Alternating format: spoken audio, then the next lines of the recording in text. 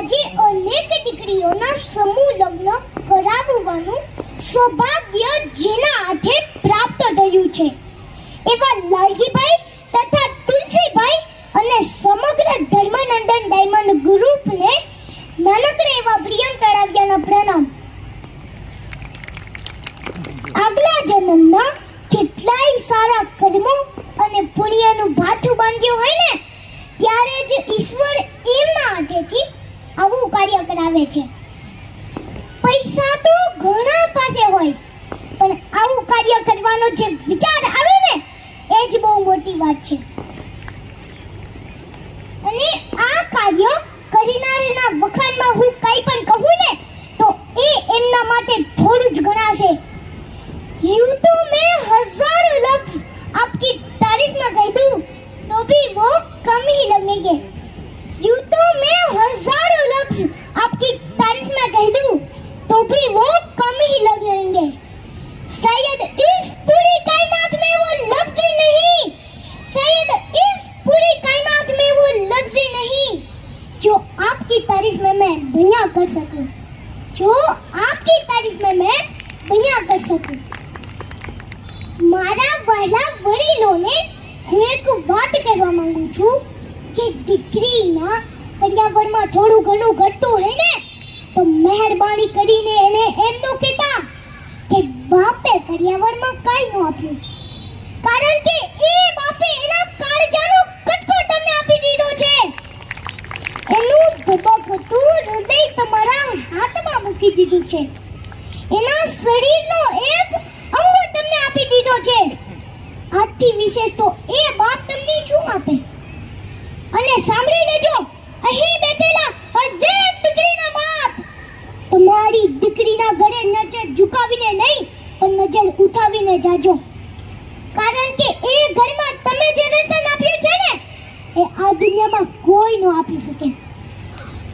અરે કન્યાદાનથી મોટું તો કોઈ દાન નથી સાહેબ.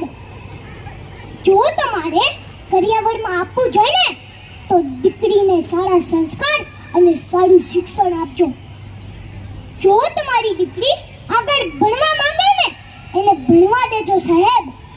એને એમ ન કહેતા કે બેટા તારે ક્યાં ભણવાની જરૂર છે, અમે તો તારા માટે મોટું ઘર ગોતી રહ્યા છીએ, મોટા ઘરમાં તને પહોંચાડવાના છીએ. પણ આ બોલતા પહેલા એક વસ્તુ યાદ રાખજો કે આપણે આ દુનિયામાં કાંઈ જ પરમનન્ટ લઈને નથી આવ્યા. પરિવર્તન એ સૃષ્ટિનો નિયમ છે. અને એમ પણ તમારા બધાનું જ કહેવું છે ને કે મૌત દઈ જાણીને ગરમ લઈ જાય પાણી. ન કરે નારાયણ જો તમારી દીકરીના જીવનમાં કાંઈ પણ ખરાબ પરિસ્થિતિ આવી ને તો એક સંસ્કારી અને શિક્ષિત દીકરી તેના પતિ અને પરિવારનો સાથ આપીને એને ફરી પાછા એને ઊભા કરી શકશે. કારણ કે સાહેબ કદાચ કોઈ આપણું મકાન છીનવી લેશે, આપણા જમીન અને જાયદાદ છીનવી લેશે, પણ આ દુનિયામાં કોઈની પણ તાકાત નથી કે આપણું શિક્ષણ છીનવી શકે. શિક્ષણથી મેળવેલું આપણું જ્ઞાન, આપણું ટેલેન્ટ છીનવી શકે સિવાય ભગવાન. જો તમારી દીકરીમાં શિક્ષણની તાકાત અને સંસ્કારોનું વાવેતર હશે ને તે શૂન્યમાંથી પણ સર્જન કરીને બતાવશે સાહેબ. ગોળ પેડા ફેરવી દે પણ ઘરનું કાવી દેવો ભાઈ. સારી કે ખરાબ પરિસ્થિતિનો સામનો તો એને પોતાને જ કરવો પડે. જનક રાજા પણ તેની દીકરી સીતા જોડે વનમાં નહોતા જઈ શક્યા. જનક રાજાએ પણ માતા સીતા માટે રાજઘરાનું જ ગોત્યું હતું ને, પણ સીતાજીનું મોટા ભાગનું જીવન તો વનમાં પસાર થયું. રાજમહેલમાં તો એ રહ્યા નહોતા. પણ હા, રાજા જનકે એમની દીકરી સીતાજીને એવા સંસ્કાર જરૂર આપ્યા હતા કે વનમાં પણ પોતાનું જીવન सारी चीजें जीवी सके. अगर किसी बच्चे को उपहार न दिया जाए तो वे थोड़ी देर रोता है. अगर किसी बच्चे को उपहार न दिया जाए तो वे थोड़ी देर रोता है, लेकिन संस्कार न लेकिन संस्कार न दिया जाए तो जीवन भर रहेगा। शिक्षा कहीं से भी प्राप्त की जा सकती है, शिक्षा कहीं से भी प्राप्त की जा सकती है, लेकिन संस्कार हमेशा घर से ही मिलते हैं। અંતે મારી વાણીને વિરામ આપતા પહેલા હું એટલું જ કહીશ કે દીકરી નાની હોય ને જે માંગે ને એને લઈ દેજો।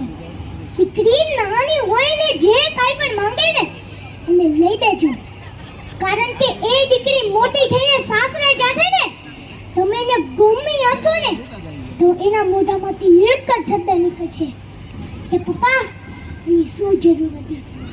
દીકરીના નસીબથી બાપ રાજ કરે છે, બાપના નસીબથી દીકરી નથી પણ દીકરીના નસીબથી બાપ રાજ કરે છે।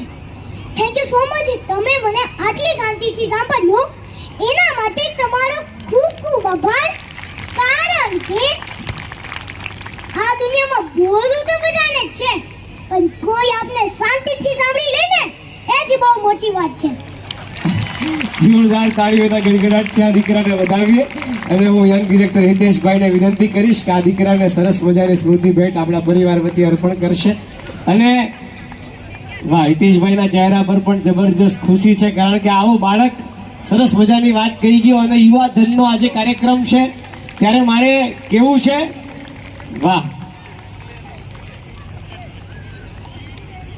અરે વાહ, અહીંયાથી બા બેઠા બેઠા નિર્મળા બા એવું કે છે આ દીકરાને ઉચકી લ્યો, જોરદાર સ્પીચ આપી છે, તાળીઓથી વધાવીએ। અને યુવાનોનો કાર્ય